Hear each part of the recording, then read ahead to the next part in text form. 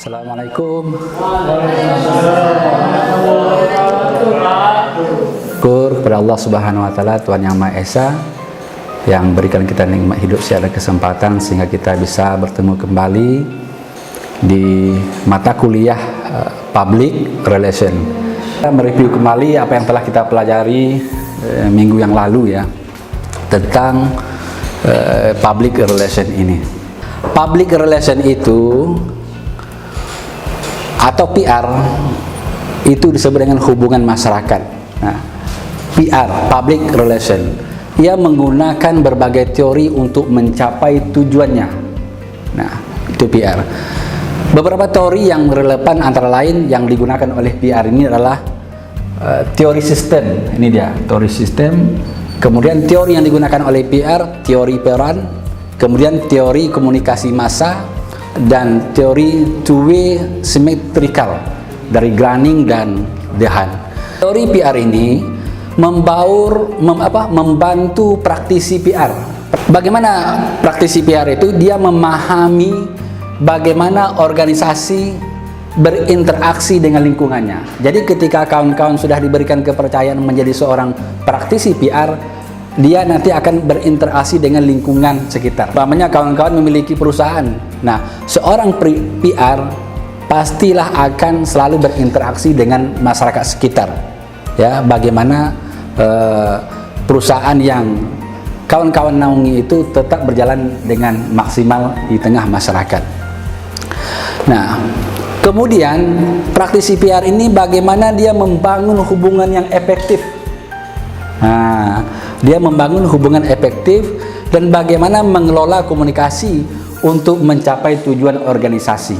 Nah, seorang praktisi PR dia harus mampu berkomunikasi. Tanpa ia berkomunikasi, sulit rasanya untuk membaur dengan masyarakat. Sulit rasanya untuk berinteraksi dengan masyarakat. Oleh karena itu, dimanapun perusahaan, dimanapun organisasi, dimanapun pemerintah, ia pasti menggunakan PR. PR inilah yang akan memberikan penjelasan kepada masyarakat. Misalkan ada suatu persoalan di salah satu perusahaan, di salah satu pemerintah, nanti PR akan memberikan penerangan ke tengah masyarakat. Nah, public relation atau hubungan masyarakat adalah baca Ardi. Public relation atau hubungan masyarakat, humas, adalah upaya untuk membangun dan memelihara hubungan positif antara organisasi atau perusahaan dengan publik. Nah, jadi PR itu dia berupaya untuk membangun, memelihara hubungan positif. Itu kalau kita nanti menjadi seorang praktisi PR, dia berupaya untuk bagaimana suasana yang keruh itu bisa menjadi baik oleh karena kepiawaian seorang praktisi PR. Bagaimana nanti dia meredakan emosi-emosi masyarakat dengan organisasi, dengan perusahaan, dengan publik, termasuk dengan pelanggan, karyawan, dan pemangku kepentingan. PR berfokus pada pembentukan citra positif. Nah, kalau misalkan perusahaan itu mendapatkan citra negatif, seorang praktisi PR dia harus mampu memberikan penjelasan yang baik kepada masyarakat sehingga masyarakat dari berpikiran negatif tadi bisa menjadi berpikiran positif. Itu melalui komunikasi yang efektif. Dalam OPR ini dia tidak terlepas dari kita menggunakan teorinya Lasswell. Nah, ini teorinya Lasswell kita pakai dalam ilmu komunikasi itu dan berkaitan erat dengan public relation. Karena dalam public relation itu dibutuhkan ability to communication, kemampuan berkomunikasi. Model komunikasi Lasswell, siapa mengatakan apa, melalui saluran apa, kepada siapa disampaikan, apa efeknya. Itu teorinya ataupun model komunikasi yang ditawarkan oleh Lasswell, dan sampai saat ini teori ini masih dipakai. Dan ini berkaitan erat dengan PR ataupun public relation. Jadi seorang public relation itu, seorang praktisi PR, dia harus bisa menguasai komunikasi. Pak, ini nanya Pak. Ya, silakan.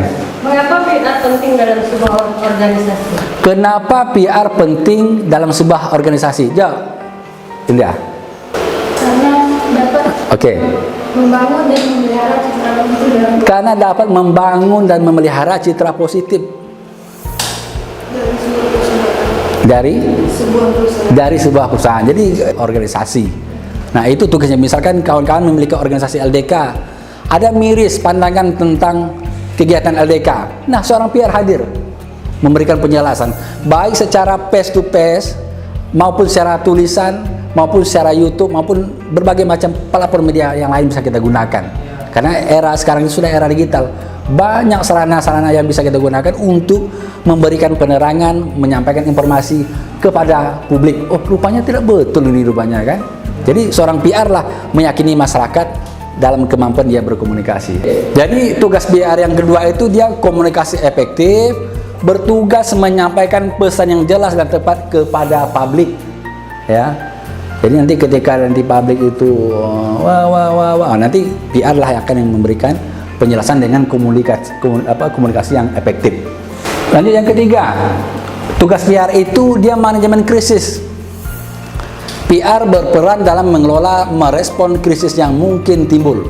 Umpamanya dalam satu perusahaan itu timbul ada gejolak-gejolak, PR harus segera tanggap untuk mengatasi persoalan. Jangan nanti biar berlarut.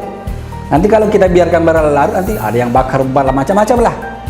Apalagi kalau sudah masuk tengah hari, suasana emosi pun sudah terganggu karena belum makan siang umpamanya kan. Maka seorang PR harus piawai, harus cekatan merespon secepat mungkin apa yang menjadi keluhan ataupun gejolak di masyarakat. 4. Tugas PR itu dia membangun hubungan dengan media. Nah, jadi kalau misalkan kawan-kawan menjadi seorang praktisi PR, rekan-rekan media itulah menjadi mitra kerjasama. Diundang seluruh kawan-kawan media nih, nanti buat kompresi pers. Bapak seorang PR nanti jelaskanlah kepada kawan, ini. Jadi media nanti yang membranding, yang memframing ya. Maka masyarakat pun tahu, oh berarti tidak betul nih perusahaan ini negatif. Rupanya sudah ada penjelasan ini detailnya. Jadi seorang PR itu memiliki tugas dia terhubung dengan media. Kemudian yang kelima, tugas PR itu dia menyelenggarakan acara. Terlibat dalam perencanaan dan pelaksanaan acara untuk meningkatkan visibilitas organisasi dan membangun hubungan dengan publik. Itu tugas PR. Keenam, riset dan analisis. PR dia melakukan riset untuk memahami opini publik dan tren yang berkaitan dengan organisasi serta menganalisis efektivitas kampanye PR. Jadi PR itu dia mengkampanyekan pihak perusahaan yang bercitra positif. Ketujuh, PR itu dia bertugas penyusunan konten.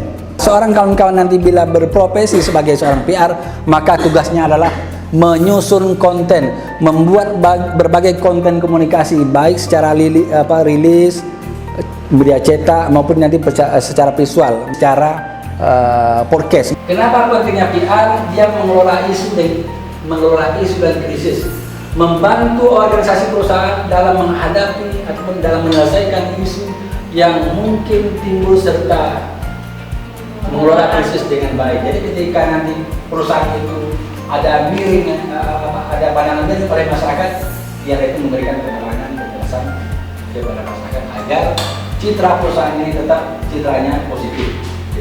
Jadi public relation itu adalah hubungan masyarakat. Bagaimana nanti kalau kita menjadi seorang praktisi PR, kita bangun hubungan kita dengan masyarakat dengan baik sehingga citra positif itu tetap melekat pada perusahaan yang kita naungi ataupun pemerintahan yang kita naungi. Alwi dan Fauziah merupakan praktisi PR. Ini adalah perusahaan A, ya kan? Perusahaan A ini memproduksi tas. Rupanya karena lawan perusahaan yang lain itu iri dengan perusahaan A ini, maka dibuatlah isu bahwasanya tas yang dicetak itu adalah palsu, ya kan? Nah, oleh karena itu datanglah masyarakat membawa tas. Saya ingin berkomentar tentang tas yang saya beli kemarin. Barang yang saya beli tidak sesuai dengan deskripsi perusahaan. Saya ingin penjelasan dari Humas tentang tas yang saya beli ini. Dan kami dari perusahaan A meminta maaf atas isu-isu yang tidak benar katanya. Karena kami terjamin dari kualitas kami itu terbuat dari bahan asli. Publikasi. Jadi tidak ada kebohongan, mungkin itu dari masyarakat salah menanggapi dapat yang kita dari mana.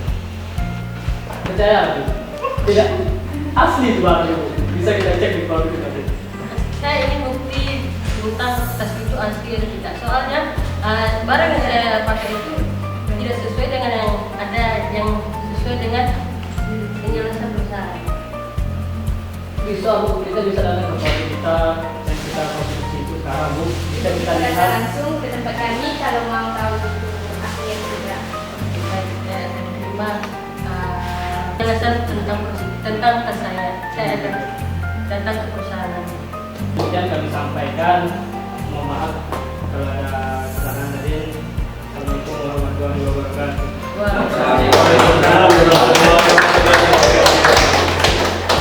Baik, demikian pembelajaran kita pada hari ini. Jadi ketika pihak perusahaan itu dirundung isu-isu negatif, maka seorang praktisi PR hadir di tengah masyarakat memberikan penjelasan-penjelasan apa yang telah menjadi viral di lapangan, apa yang telah menjadi sudut negatif terhadap pihak perusahaan. Demikian pertemuan kita pada hari ini. Saya rasa cukup dan kawan-kawan semua sudah memahami tentang keilmuan public relations ini. Terima kasih atas perhatian dan kebersamaannya. Wassalamualaikum warahmatullahi wabarakatuh. Waalaikumsalam.